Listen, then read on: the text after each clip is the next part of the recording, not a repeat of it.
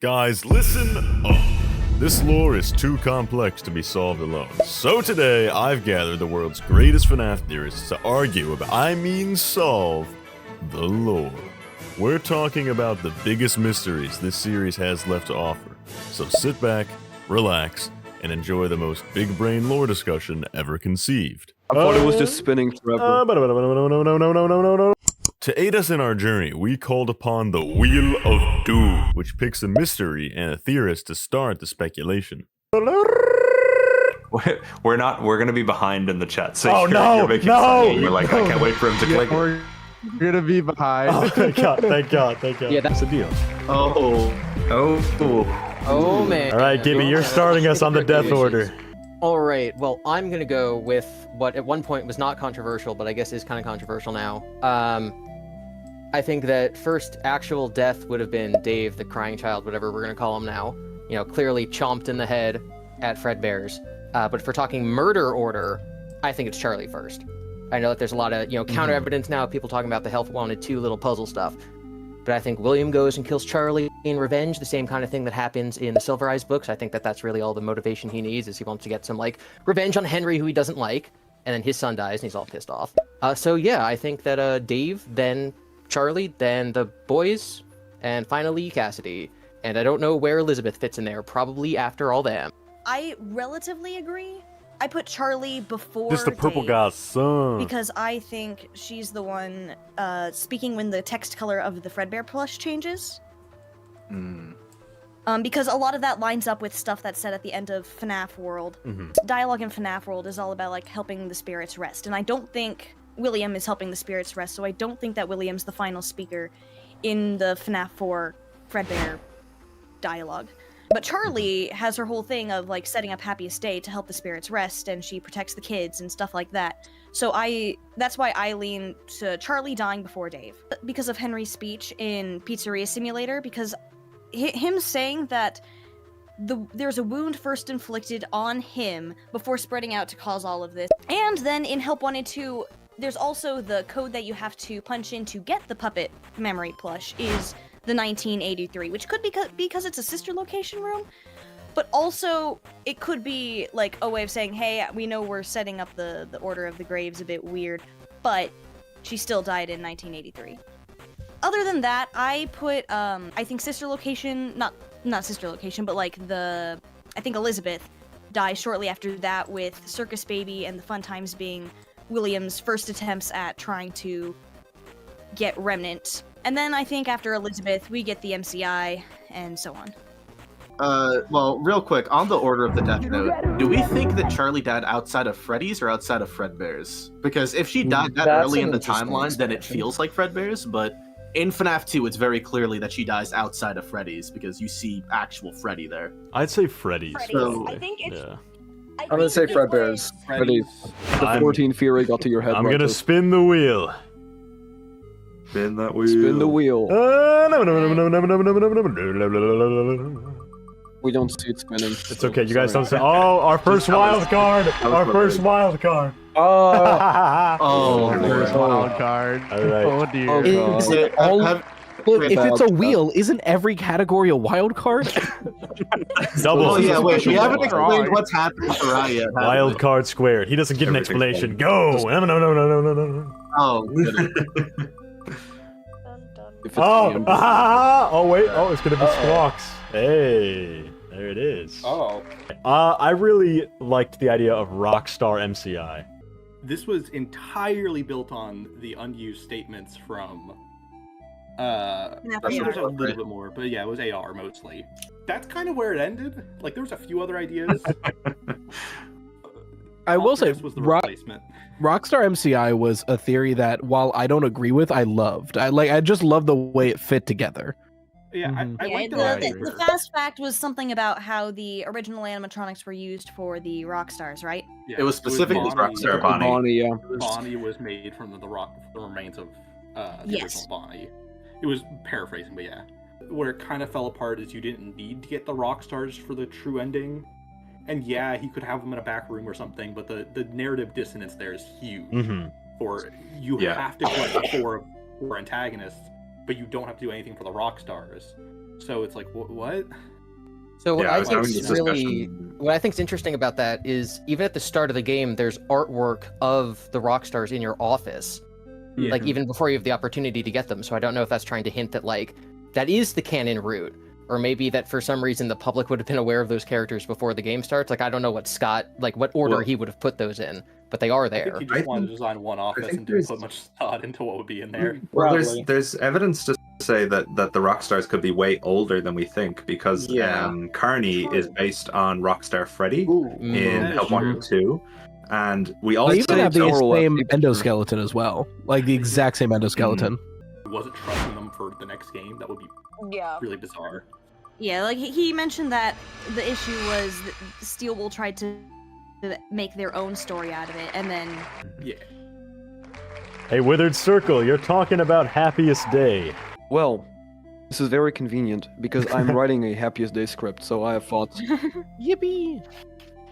Okay. Do I just go in general? Yeah, go ahead. Just go off. Tell us Okay. what you think. Okay. Okay. So, Happiest Day are the minigames from FNaF Free, where you can get the good ending by getting all of them. Basically, you just play one each night. I think we all know that. Yeah. And the main idea, sort of, for Happiest Day that a lot of people have is that you're gathering Crying Child's memories, and that Happiest Day is Crying Child's like birthday party from Fredbear's like put together. I disagree. I think that the receiver of like the Golden Freddy mask in Happiest Day is Cassidy. Aside from the fact that FNaF Theory was before FNaF 4, and FNaF 4 was where we were introduced to the Crying Child, that's not really like evidence because Scott could have had it planned out. To Yeah. start, it was the fifth kid, and I still think that's the case. This also stems from a personal belief that Cassidy isn't the vengeful spirit. So Andrew being the vengeful Andrew spirit, is in the my vengeful kind of spirit. understanding of the lore, is why Cassidy passing on here makes sense. wouldn't be an issue. Why? That's fair. That's I can cool. say, I've Yeah. been working off the assumption that Happiest Day kind of happens at the culmination of FNaF World during the FNaF 6 fire, which is why Cassidy isn't there, because they're that's busy what I was doing thinking, UCN. That works. That could be a good reason for Scott to think about the one you should not have killed, and that like if Golden Freddy is the one you should not have killed, that's like the germ of the idea. Is Scott goes, okay, now I've got 2 Golden Freddy kids. One of them was let go. What do I do with the other one? Oh, I'll make them like vengeful, so they hang on. Like it could work from the writing point of view as well. That's where the idea comes from. Is I've got a That is kid neat. left over. What do I do with them? Yeah. We're gonna have Cryonide Stardust with the Shadow Animatronics. Oh, Lord. Oh, here we go. Enjoy. An easy, this one's gonna be good. uncontroversial topic for you. Oh, So yes. here's the thing. I think if I could ask Scott one question, I would definitely ask him about the Shadow Animatronics because this is the least sensical thing in this entire franchise to me. This is the one thing I can't even start to wrap my head around.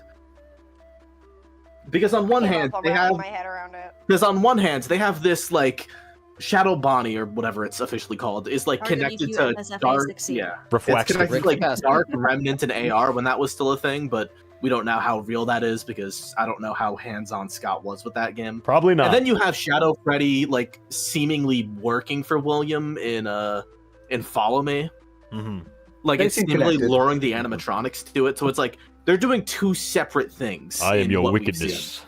So And in the very limited amount of time that we've seen the Shadow animatronics, it feels like they do very different things from each other. Because I also don't think Shadow Freddy does anything in FNaF 2. Am I wrong about that? No, he just sits there. I'm pretty No, sure he doesn't. Shadow Bonnie crashes the game, Yeah. but Shadow Shadow Freddy's Bonnie kind of chilling crashes. there. Yeah. I sat for 30 seconds staring at Shadow Freddy, so I can confirm that That's I nothing. think It doesn't do I think anything. he's supposed and Foxy are to. much more dangerous. Someone did find in the code that he's supposed to blink away after you look at him, but it's a broken line of code, so it's Oh. supposed to be that you look at him and then.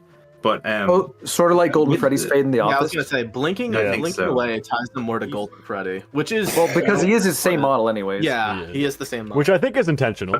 I have Yes. I have thoughts on the fact that the shadows, as we call them as a community, we call them the Shadow Animatronics. But first of all, Shadow Bonnie has never actually been given that name officially by anyone but the community, and also they are very visually distinct from one another. Shadow Freddy is purple, and it appears as like a whole animatronic.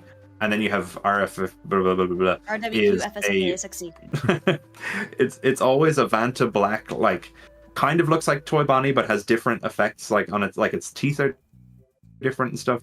And I think the fact that they act completely differently, and we have like differences in naming and visuals, I think that Shadow Freddy is a different kind of entity to ID. Could you... RWQ. I would agree. do the full one.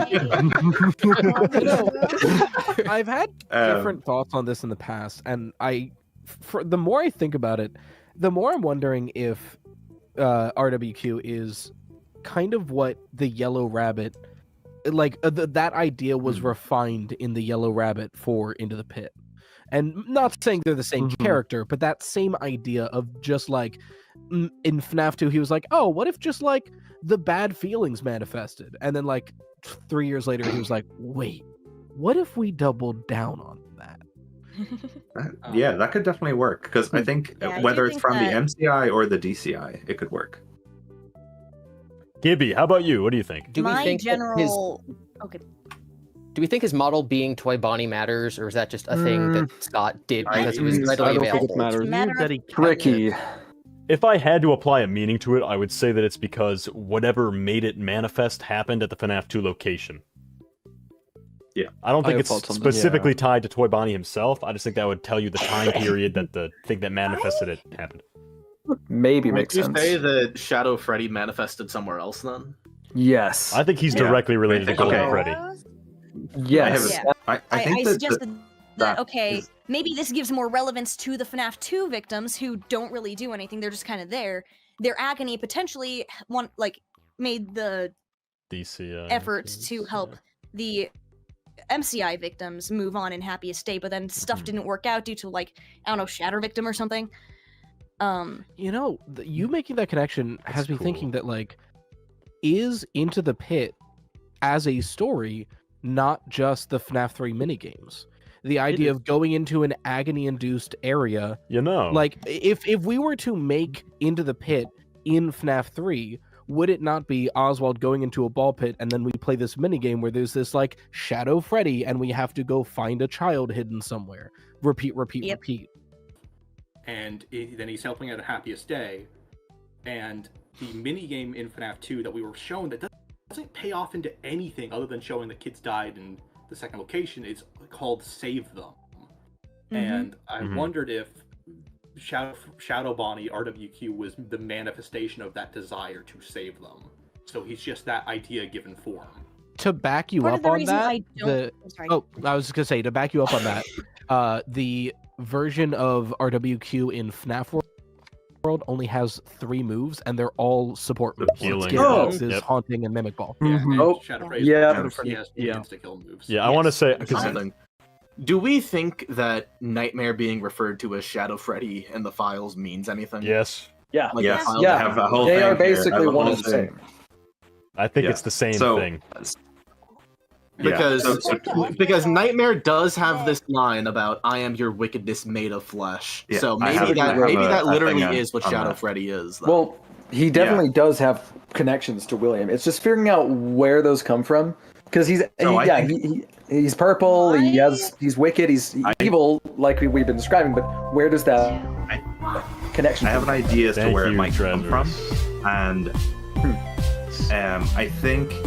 Basically, because I was thinking about the Nightmare experiments recently, and we were talking about it, and how necessarily what was that accomplishing? What was the idea? Why was it included in the story at all? Why not just keep it be dreams? All this kind of stuff. And I think part of the idea is that because Nightmare or Shadow Freddy shows up on the final night, if you think about the game from a story night by night minus all the mini games, we're seeing a fear intensify until the point where it manifests this evil creature, which is the worst of all of the other creatures. And what if the Shadow Freddy, and the reason he's different than all the rest of them, is he's created from the fear, the genuine torment that either it's the bite victim or Michael, whoever went through the experiments, that's the result to a Shadow Freddy. And so when he says, "I am your wickedness made of flesh," it's because he's literally manifested from William's wicked actions post FNaF 1. So him having heard the call, remember, like dreaming about like the nightmare experience. Like he could have been in chambers and had dreams about it, like later, so that he can still have them when he's a kid, and then have dreams about them later. My only criticism of like my thought is that I think that I think the 1983 code. We have been going off topic for a bit, so I'm gonna segue. ID, it's still you on the wheel, so you're gonna start us on Princess Quest. Okay. What is going on? What's going on there? I think we play as in Security Breach. I think we're playing as Cassidy. The Caught in a Loop title to me indicates like a previous character coming back and being stuck in a cycle. And then even if Scott told them to remove the name Cassidy from the files, I think that's more Scott not wanting to confirm the name Cassidy at that point because there was still debate over who the Vengeful Spirit was. And the merch thing, even the without kazoo. The name Cassidy Kazoo, Cassidy Kazoo. It seems like he just didn't want the name Cassidy confirmed like that. So I think it's Cassidy. And I think what it is I am personally of the belief that Glitch Trap is a combination of William Afton's agony encoding mixed with the Mimic program. Due to some stuff in Help Wanted 2 and the manifesting as a rabbit. And I think that Cassidy's in Princess Quest trying to help get rid of what's left of William in her revenge quest. And she's been following him from place to place, and that's why, you get... Like, in the second Princess Quest game, there's Old Man Consequences, and he's like, oh yeah, you should rest, but then she doesn't. And then you go into Help Wanted, the Help Wanted themed Princess Quest 3. And I think that's supposed to be symbolic of... And then there's just the It's Me sign in Help Wanted.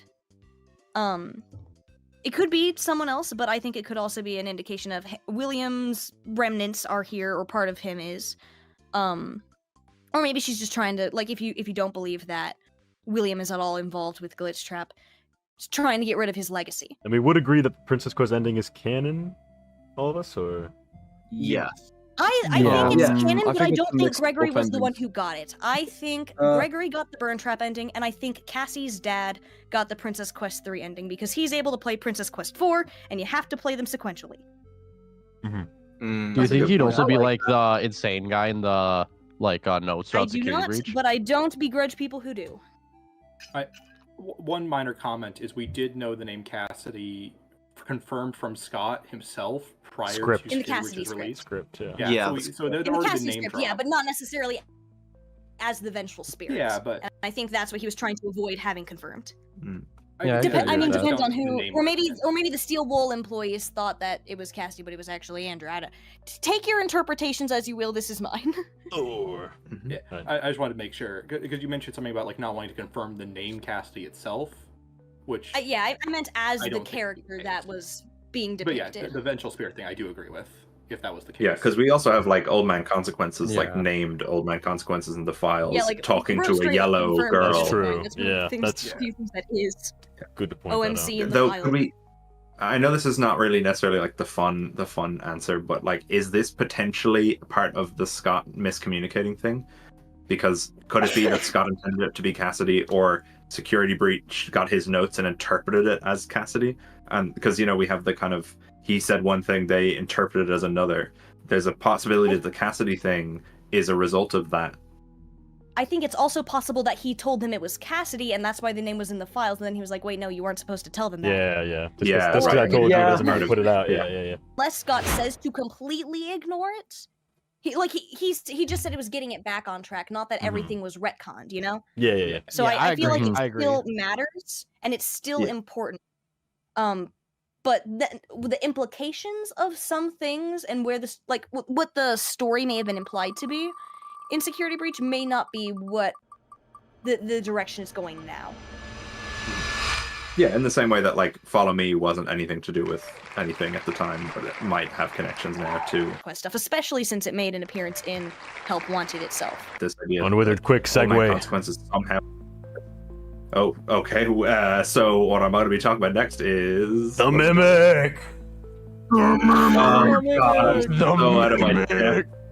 I'm so out of They my make a depth song with the about that Mimic. guy. My name is the No, Mimic. Jesus. I just like play that instead of talking about the Mimic. Oh God, I'm so out of my depth with this thing. Okay, so the Mimic being Is he burn trap? the glitch trap. No, I don't think so. I think I don't know what the hell burn trap is. I think it's part of that whole menagerie of things that were supposed to be one thing and became another thing. But I think that with the Gregory drawing showing the burn trap ending as one of the like many different potential endings, I think that was part of the way they were trying to clean things up and say Gregory probably saw the Mimic and then had this idea about burn trap, and I think it might be more representative of what the Mimic is. So if that's glitch trap or an aspect of glitch trap is the Mimic, I think that would be a way of kind of saying, oh, burn trap might not be a literal thing that you can find anymore in game. Like you can't, like, you know, Cassie couldn't walk over and find it, but it's showing the connection of what the Mimic is now, because Gregory's obviously aware of it, and how it relates to Glitch Trap and Afton and the whole story that we had kind of going on in Security Breach. I understand that perspective, and I disagree with it for a couple reasons. Fight. I respect it though. The thing is, even if Gregory, the thing is, Gregory drew the blob in that image as well, and we know that the blob exists. That's fair. So I think that it's possible he, and especially since he was GGY, I feel like it's completely possible that he was aware of Into the Burn pit, Trap by the as way. Burn Trap.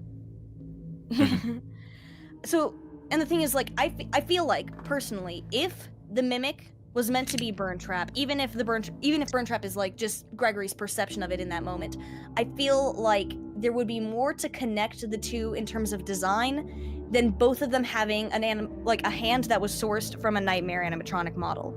I feel like the Mimic's design would have incorporated more Burn Trap elements if it was meant to be the case where Burn Trap was a way that we're supposed to see the Mimic. That's fair. I feel like it's partially like the hand up against the chest, and also the. It's when William is in control. Because he has the rabbit. Disagree, but I see where you're coming from. But the Help Wanted 2 ending where like Glitch Trap gets squished is the destruction of William's code. Because in the files for Help Wanted 2, there's this dialogue from a voice that talks about how it refers to Glitch Trap as an it, but then it says something about how a small piece of his code remains. Yeah. Sire Squawks. People saw that and made a connection. Talk about the DCI, and then Cyanide interrupt him 1.5 minutes through. Go. Why is that part of it? In my opinion, in my view of the timeline right now, the DCI is meant to show William's repetition and sort of increased understanding of everything, because he's done the MCI at this point, and that's almost like no matter what death order you have, that's the confirmation that possession is possible, and now he has to just figure out how to repeat it consistently. And the DCI is like, in my opinion, it's his effort to keep trying to do that. And I almost wonder if Mangle walking around before everyone else does was a way of showing, because there's a line in the second ever teaser of FNaF 2 that mentioned how something borrowed and then Phone Guy mentions that they used parts from the old animatronics. So those two things combined make me think, and the fact that they're called the Fun Times with Mangle being Funtime Foxy almost is why I put the Fun Times a little later. Is if you think about what the Fun Times are, they are the application of the DCI in full. Learning that possession was Just the possible, purple guy's son. Proving it was consistent, and then showing that old parts could transfer to new things and transfer over their properties and possession. But what about Lefty, though? DCI. Like, from William's point of view. That's how things work. The only thing about the DCI potentially happening like after sister location is like if that happens, then how do you explain the fun times being like all possessed? Because like they're the MCI, sure, but William wouldn't know anything about possession until he sees the puppet, I'm pretty sure. Most likely. So if that hasn't happened, then FNaF 2 hasn't happened yet. So it's like and it's a weird time wouldn't paradox. the puppet have been earlier in the timeline? Well, yeah, but Depends because when does William see that possession happen? Like, does it happen all the way back? I think he saw it in 85. Yeah, I think in 85. Well, to go with the explanation I was talking about, like you have Charlie first prove something. It can happen, that there's some way for something to persist, even if he doesn't understand it yet. Then you have the MCI, or potentially the fun times if you want to go that route with Elizabeth, prove that there's a correlation, that these kids come to life in these characters. And then, like I said, the DCI is the escalation. Repeat the experiment, prove for a fact as possible. Hey, thank you, dual process theory. That's really sweet. Or if you want to escalate, depending on the order, you can have like, you have Charlie prove that possession is possible. MCI refines it down to why it's possible. After Elizabeth is when he starts understanding Remnant more, but also he doesn't want to like have the whole situation where the robots are doing things and he's not in control of the situation. So I think from there is where he goes in and he kills the kids, the 5 kids, to be like, okay, will this work again in doing this? And then it works, but he gets in trouble and then has to go sort of undercover. I put sister location here for after this for a variety of reasons, but that's not the point.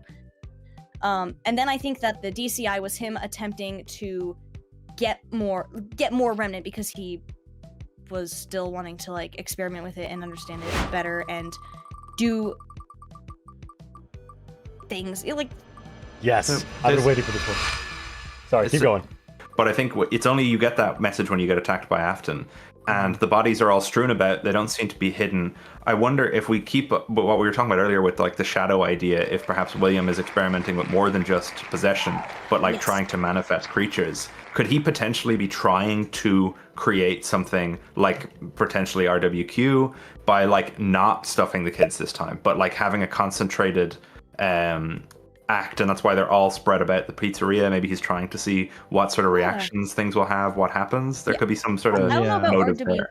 Do you read minds? I don't know about RWQ specifically, but it could be the case for the other Shadow Animatronics. The reason I don't put RWQ as being connected to the DCI is because RWQ, assuming the DCI happens during the week that we're working there, and RWQ is already making appearances on day 1. I personally take that as him existing before him, but it's understandable. Well, I'm gonna move us on. Rye, Candy Cadet, go!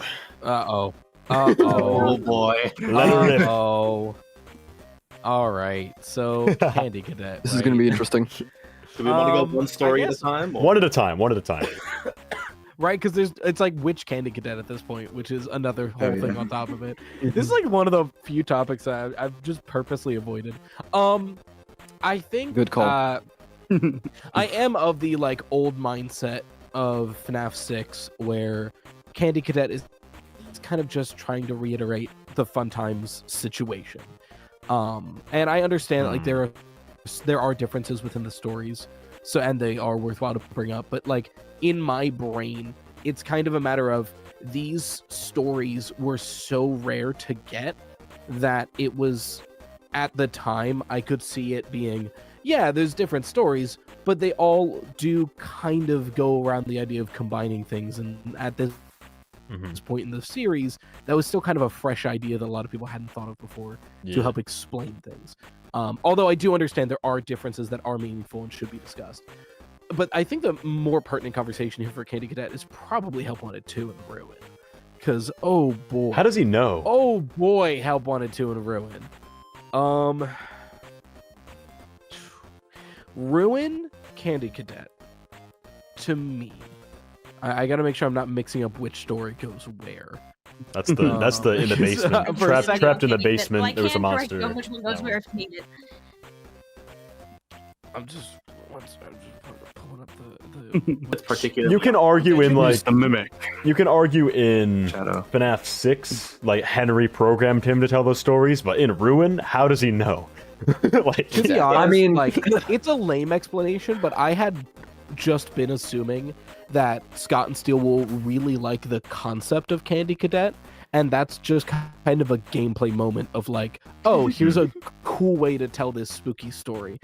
Consequences Cadet. New peak Cryanide just and I dropped. had the absolutely insane idea that the story about the woman with the 5 keys is referring to save them from FNaF 2.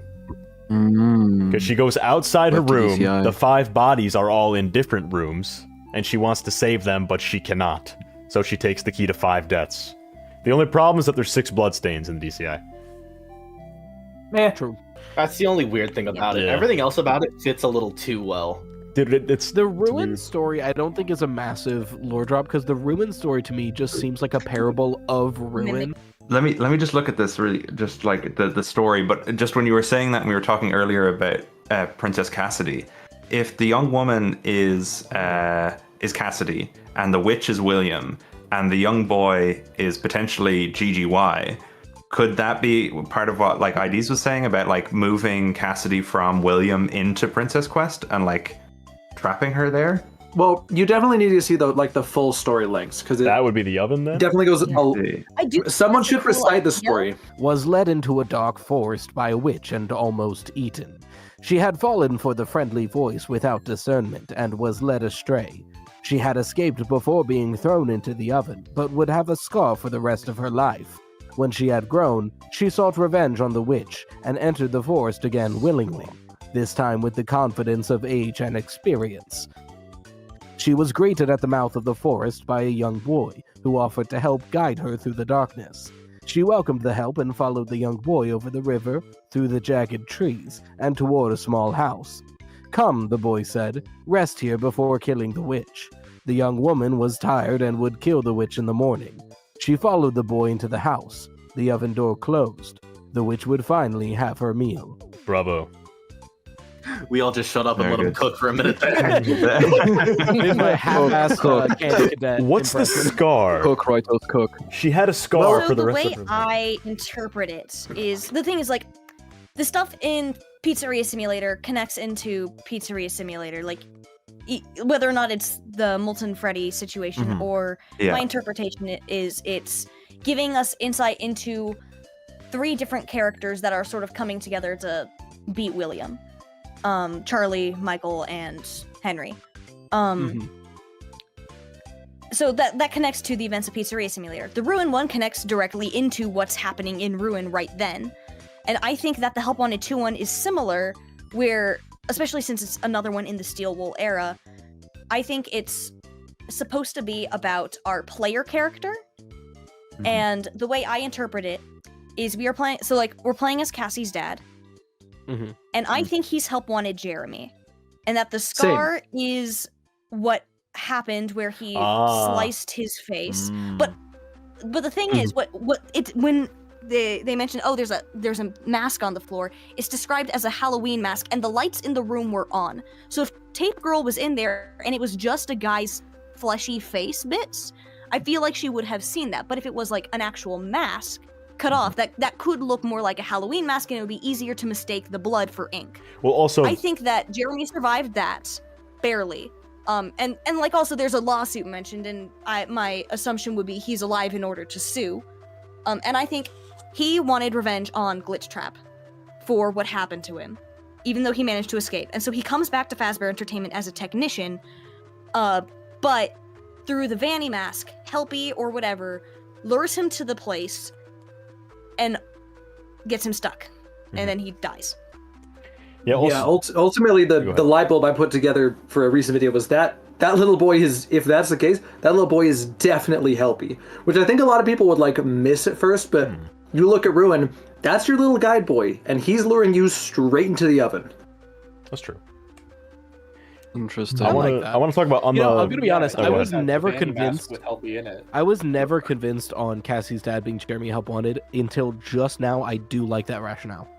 Yay! Sweet. I want to say though, for the I like it too. the Halloween mask on the floor thing. Oh, go ahead, Judah. Oh, I was just gonna say it You're my sounds guest, finish. far-fetched, but not like a bad far-fetched, because like what else is there supposed to be? Yeah. And like for FNaF, this is relatively reasonable. In this case, would we be able to then say that we don't have to take the genders and ages of characters in the other stories as literal? Yeah. Because if this is about Jeremy and we're talking about a young one. I mean, So the way I take it is with the steel wool ones, the genders are relatively flipped. So and I don't think the ages really matter generally too much. But like in the Mimic Ruin one, there's the mom whose voice is mimicked to lure the young boy. Meanwhile, in Ruin, we have Gregory's voice being copied to lure Cassie, and that swaps the genders there. That is. I think I just got it. That's the Jeremy being the help wanted to test her with the Gita paper slasher thing. What if the Halloween mask is literally just the Vanny network mask he wears, and the paper slicer is to get the chip out of his head? I thought. The paper slicer is to get the chip out of his head. That's what I'm Yes, saying. that's what I'm saying. it could be. That's actually way better. Trying to get it off. Good, that's good. Yeah, that too. It could definitely. Fanny mask in Help Wanted, and if you look at the other side of it, it looks a little Red. bloody. Yeah. The reason for that is because every time. Because the headline says one thing, but then the body of the newspaper says one thing. So my guess is Scott just didn't know the difference between charged and convicted, and used them interchangeably. Well, retcon means it's something Scott had to I have do also want to say that, confirmed. like, every at one point. time it's ever brought up in the future, Part of I bought like this every a time while it's ever ago. brought up in the Are you dying? future, there you go. Oh, he's withering. Or cooks. Sorry. Womp womp. Am I withering? Yeah, that's usually my thing. All right, unwithered, go. Okay, you're back, I think. I thought this a while ago about the FNaF 3 tapes from Phone Guy, and I was thinking about the retcon and how it probably is of something earlier in the series before Scott started planning anything, and it's probably from still early enough in the series that he didn't feel bad about retconning something. Like, he probably, by the time his sister location, was against the idea of retconning, as he says in that post. But in FNaF 3, there's a very distinct and definite point made that the safe rooms are off camera and that they're not on the security grid. And part of what that newspaper says got the killer caught was that they were seen on camera luring children to a back room. So I was thinking about it. I was like, is there any other reason beyond the safe room not being present in FNaF 1 to specifically mention that it's off camera and it shouldn't be mentioned to family or friends? Don't tell anyone about it. And then they close it up after the MCI.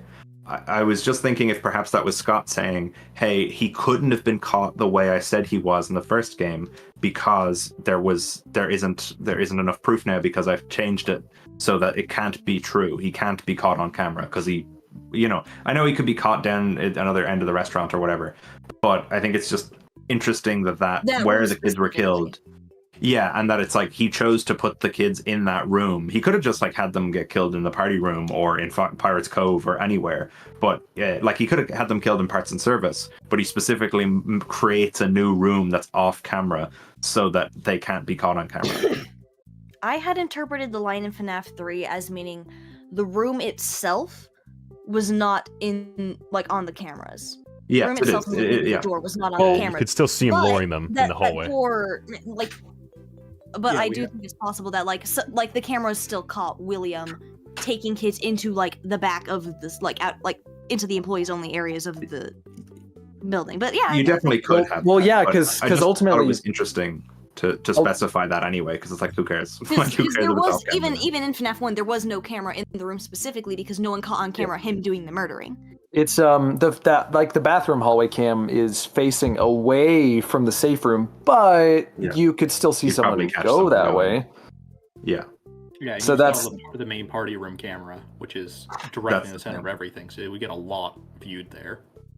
That's the thing. It's just logically, even if we say that's not part of it, it's like, okay, so we see a guy. He enters the building. He goes into the back room. A yellow bunny comes out. Then kids go into the back room. The yellow bunny disappears and a man comes out. It's like, I don't know how in any state, in any country, in any world that's like ours, that wouldn't at least lead to some sort of some sort of charge that would actually be convictable. Like, you know, whether it's kidnapping or whatever. It's like, you were the last person seen. Did they have proof that the kids didn't take some other route and go some other way? I mean, you can't prove anything in the court of law. Logic is meant to be entirely... Because the thing is, the reasoning they typically give is the bodies were never found, therefore the murder charges wouldn't stick. Kidnapping. Yeah, but nothing was ever proven in a court of law. Yeah, but that's what we mean. It's like nothing was proven. It doesn't mean people weren't like aware. People knew, but that doesn't mean it was proven technically. Yes. Also, I people still knew, think but the the cops couldn't retcon do is anything. just save him changing to save her. But I just Oh think that's no, I the disagree. Seamless? That is timing. Yeah, the reason I don't think that is partially because it wouldn't be pretty seamless, but also Scott made his statement about the retcon before Pizzeria Simulator came out. Oh yeah. And September from what 2017. he said, from what he said, it implies that at this point, and he mentions that like, oh, and no one seems to have noticed it, so it's probably fine. And at that point, we didn't know that Charlie was the puppet spirit. So I don't think... When did he make the statement? 2 months September before 2017. Pizzeria Simulator came out. So Pizza Sim was not out. So we could not have Sorry, known everyone that answered Charlie at was once, in and I the didn't puppet. get an answer. It came out a few months before Pizzeria Simulator came out. Okay. So for And him to that's say the game no where we one, find out that Charlie was in the puppet. September 4th, 2017. Yes, which means like as we're seeing the minigame, the him pronouns already apply. Yeah. Fair. Would I we don't think it's see would the seamless retcon also just be shifting from Dream Theory to Sister Location then? I don't think I there's think any the retcon means it has to be didn't said. do It has that. to be said. Yes, this was something that happened, and then he has to change it. Otherwise, it's not a retcon. He has to be like, yes, this. Scott never confirmed Dream Theory. I also there was nothing like the seamless main about players. Dream Theory. to I be agree. He honest. never directly came out and said this is Dream Theory, but I will take to my grave that when he was making FNaF 4, he was like, and it was all a dream, and then he released it and went, I don't oh, think you so. guys don't like that, and then started working on Sister Location. Even if I that's could true, not though, disagree more. Even if that's true, though, Scott specifically says it was like a seamless transition, and there was nothing seamless. I just about think he's Dream cocky. Theory. I just think he's cocky. So my Here's the favorite thing, though, version right? of retcon, That right or wrong, is so this is what I point out in a recent video that there's the girl in the playground who has the broken set of toys. Oh no. And the only other broken toy, and it's one that would match this set, would be the mangle toy in the girl's bedroom. Right? She's the only one who breaks toys. It's specifically called out as being reference to the toy animatronics by Scott. Why would the tiny toy Chica be missing her beak? A detail that links to toy Chica who loses her beak. And it's Mangle who is connected to the toy animatronics, and there's no sister location at this point in time, so that's the only connection Arcade theory. made. Arcade theory. So And she has an outfit that, minus some details, is Elizabeth's outfit almost one-to-one. The only real change to her design is her hair and eye color, which would be a hypothetical retcon. Because you already designed Baby, who always had green eyes in her art, and we see in the development making screen. So I thought that And originally, Baby had brown hair in her model or whatever. Not. I'll give you that. You know, I really Well- agree with that. That is a very good point. My only response is that FNaF is very much after, like, it's several years after Security Breach, where Scott claims to have learned his lesson. It's also after Help Wanted 2 when they very clearly got their game together. I would. You would also. And it also has I will the say- Marie You would also- Easter egg now. They do know the lore. They have Edwin Murray in there. However, You would there was really one big think problem. if that stuff was issues that it would be removed by now anyways. Yeah, that's there's what a I was problem gonna say, is with I feel that, like though. Scott, like as shoddy as some of the quality assurances on some FNaF products, he does seem to have a hard line about what he does and doesn't necessarily allow. And with it being an anniversary release, as buggy as it might have been, or as kind of, you know, not polished because it was a beta, I feel like something to that degree would have been caught on his level. I will say as well, I don't think that all the evidence only comes from the Spring Bonnie bobblehead. The car in Midnight Motorist has tire covers on the ends, and it's the only car in the whole game in the mini game section that has those. And the sprite in FNaF 2 in the Save Him minigame has those same covers over the wheels. Obviously, it's purple, and I think it's also narratively. We have a game about Charlie. We have a game about the MCI with Fruity Maze. And then we have this other minigame, which we're not all really sure what it's about. But if it was going to be another game about a different MCI victim, I would just wonder what the relevance of that would be, especially to getting the full Lore Keeper ending. I don't know why that doesn't apply to the Fruity Maze Susie minigame. Like, that's just an instance where we sort of see how William got one of his victims. She's upset by the dead dog. He walks over, lures her to the back. This would be the case where this kid has a bad home life. His dad is, a drunk who speeds and probably, beats him or something. And he looks out his window and he sees his favorite FNaF character. Oh my God, it's Spring Bonnie. He's there out his window. Come with me to Freddy's. His dad sees that the window's broken and goes, oh, he went back to that place again, his favorite place where he escapes my abuse, Freddy's. And that's one of the ways that William got one of the 5 victims. And it lines up so perfectly with one of Toy Chica's high school year scenes, where she's like, I'm going to go to his house. I'm going to break a window. Yeah, I think that's totally fair. I think I would just argue that Susie's Fruity Maze minigame is a lot simpler and is a lot more straightforward.